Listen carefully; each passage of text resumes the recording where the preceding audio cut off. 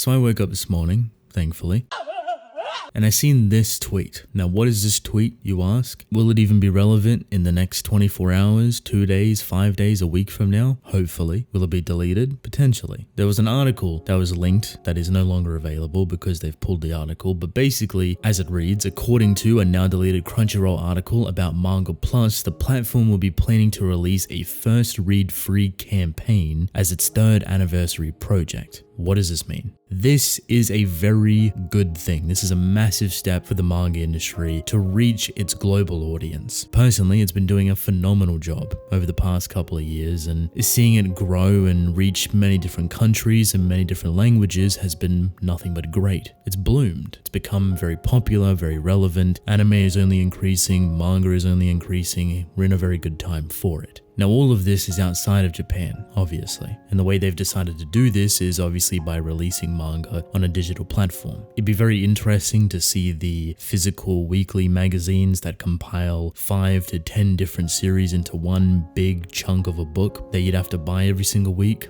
but the digital format is nice too, and obviously more accessible. Now, the site they mentioned, Manga Plus, this isn't paid, I'm not promoted to say this or anything along those lines, is very good. It is Weekly Shonen Jump, Jump Plus, and a couple of different sites, magazines, and series that are crammed all in there, translated to a bunch of different languages that you can read completely for free. Not all of it, but some of it. And this is where this tweet actually comes into play. There's a reason why it's relevant and why I wanted to talk about it, because it is very interesting, and if it is actually pulled off in a successful way, it will quite literally change the manga industry forever, and in a very good way. So if you go to a site like Manga Plus, which obviously if you want to read it legally and genuinely, which I do recommend, but obviously is entirely up to you, you'll find a very weird flaw, an oversight, if you will. It's probably more accurate to call it that. You can only read the first 3 chapters and the most current 3 chapters. Now, if I were to go read One Piece, which has over 1,000+ chapters, the first 3 chapters gives me basically nothing to work with. If I knew nothing about One Piece, I look at everything that's locked and I look at the most current 3 chapters unlocked. There's about 3.5 years and a whole bunch of sleepless nights that it would take me to actually get through it. Rightfully so, you may be a little bit disappointed. Only 3 chapters. It's generous, but not generous enough. Not enough to get you enticed or intrigued unless those 3 chapters are gifts from the heavens above. Pinnacle of perfection. The absolute best of best. So if you're not dealing with any of those things, they're probably going to be a very standard first 3 chapters. And you'll most likely not want to pay money to actually read the rest of it and catch up. Now, admittedly, it's a small amount of money. Not everyone has that small amount of money to give away like that, but that is the monetization base, ad-based and subscription. So what this article implies is that they're working on a way for you as a reader to read a very large list of series completely for free.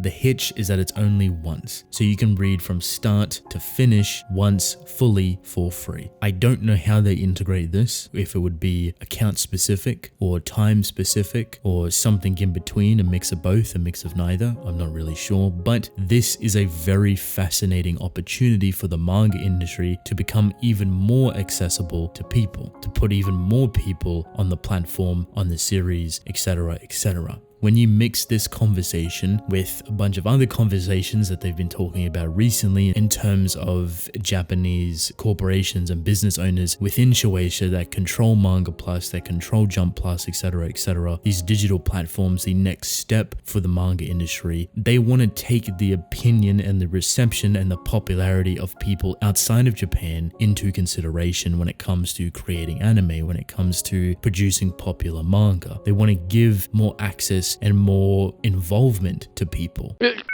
And this is a really massive thing. We've never had this before. We've had a pretty standard corporate and consumer relationship, but now if this is something that they really want to push more, your favorite series that is only published digitally, that is more successful outside of Japan potentially, will have just an equal amount of chance to get an anime compared to others within Japan. It's untraditional. It's not the standard formula with what they work with, but this is what they're looking at. They want to try and achieve this. They want more voices involved. world, and they want to give more power and voice to people outside of Japan, the fans, the audience, the readers, the people that enjoy this content. This is a great thing. It's a very massive step, and obviously it's one that has been kind of increasing and cultivating over the past handful of years, obviously with where the world is currently and what we've had to go through in terms of social distancing and lockdowns, isolations, etc. There's a lot that the world has had to deal with, and a site like Manga Plus has capitalized very heavily on top of it. It's not the only one, but for me it works really well, and it has a massive variety to pick from. So if they actually manage to get this in play, and I'm not entirely sure when they want to do this or if they're even still doing it, because a lot of it has been deleted, so it's more speculative and rumored at the moment, this will change a lot of people's reception towards manga. It will be easier to access. You will have a much better time reading series and wanting to read series without forking out some money. Now obviously this would be from a select list of series, but they would be able to add and subtract from that list as much as they want. So for a series like Dandadan, for example, which was massive within Japan, I want to say was only really pushed to be translated and to be promoted outside of Japan because of people's reception towards it, because people really wanted it. They almost begged for it on Twitter and social media and hyped it up in that regard, where it gained enough traction for it to be actually translated. Obviously that's just my perspective. Corporate's crunching literal numbers and evidence and to compiling it all to whether it should be translated or not, but I do believe it definitely played or aided to the idea of Dandadan being translated because of how well received it was outside of Japan. If you have this first read free campaign where you can read series where a lot more of the global voice is heard from different countries and different languages, I think you will have very quick turnover for new series being translated. More opportunity, more versatility, more series getting translated, more stuff that isn't as popular but still getting translated. This is a really interesting concept that can really blow up the doors for the manga industry in total. You could potentially read series that aren't popular in the slightest in the sense of success or sales, etc., but because enough people's voices were heard, because enough attention was brought to it, they decided to bring it out for free. They licensed it for maybe a month, maybe 6 months, maybe a year, and the people that do read it may give it a new wind of life. They may kick off something once again. They may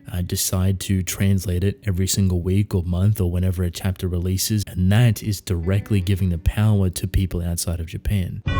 We currently don't really have that, and I'm very happy that they're looking at ways to make this more accessible, to make it more open, to allow us to have a direct response to certain series and their success. If everyone is reading this online, make it as easy as possible. Double down on your monetization system in a very smart way, I would say, being running ads, etc., maybe providing different perks for subscriptions, which is all a work in progress. It's all learning, it's all evolving, but if this is to be true in any single regard, this would be a very massive thing. This would quite literally change the manga industry for the better forever. Now this sounds all really good and great, and if they're able to pull this off, if this is actually even true, then by all means it's probably going to be a pretty big thing, but what's stopping me from reading it illegally? Honestly, nothing. Maybe yourself. But the way I see it, reading it illegally is taking away that power, that voice that you will have. But if they give you that voice and that power to potentially change the fate of a manga that's currently being published, to give it an anime, to give it a more recent translation, to give it this, to give it that, wouldn't you want to read it legally? I understand it's entirely up to your own opinion and how you want to go about it. I'm not forcing you to do it. I would recommend reading it legally, but if there was a chance for an anime being created for a manga that you really like, and if all of this kind of lined up perfectly and the only thing you had to do was to read the story legally on that website, which is completely free if you're caught up to it, or maybe it has that first read through experience for it, your voice is directly contributing to it getting an anime. This is what they want to do. This is the power that they want to give people. They want to give people outside of Japan more involvement on different aspects of manga getting anime or spin-offs or this, that, the third. That's a pretty good trade-off, right? At least I think it's a pretty good trade-off. And if they're able to pull it off that way and promote it that way, I think that would take a lot of people away from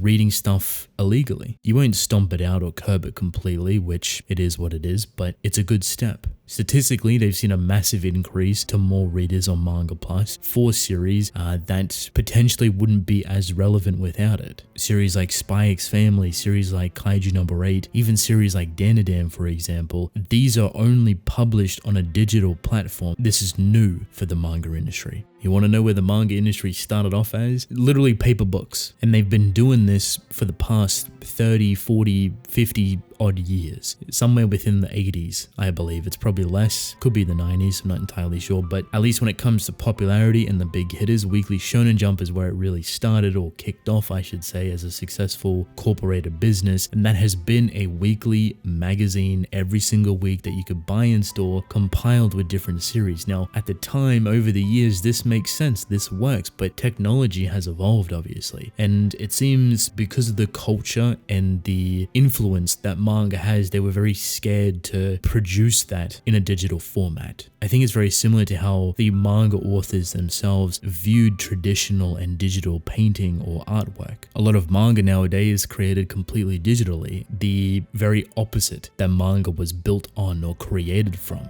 The old G pen and ink is slowly fading away, which is a little bit sad, but a lot of people are still keeping it alive and paying a lot of respect to it. But there's no doubt that there's a lot less difficulties that comes with digital artistry and manga creation. A lot of time being saved, a lot of corners being cut in a very easy and efficient way. It's just more efficient overall. If you're able to understand it and work upon it and translate over towards it, I think you'll have a really smooth experience with the digital format, and that's exactly what the corporate side of manga has done. They're slowly transitioning and looking at more options and realizing that there's a lot of money here. There's a lot of fame, there's a lot of popularity, there's a lot of people that want to read manga that is outside of Japan, and the more it grows, the more it flourishes, the more access that is needed for it. You make that access as easy as possible, and you have success pouring down on top of you. You have people being involved in the creation of new things for their favorite series just by reading it. All of this kind of sounds too good to be true, and some of it is kind of hypothetical. The whole first read free campaign is a rumor, is speculative right now, but I can only hope that there is a clear intention and background behind it, and I wouldn't be surprised if they are genuinely working on it. I'm not too sure why they deleted the post or the article for it, but I'm hoping with time that they're able to refine it and launch something that is extremely well received, and this will open up a plethora of new opportunities for not only manga but the animation industry, for people across the globe, for readers, for indulgers, anyone really that wants to get into manga. That ease of access will be infinitely better, and it will only grow further and further from here. At this rate, only time will tell, but I for one couldn't be more than excited to see what they actually do, and hope that they do it efficiently and well.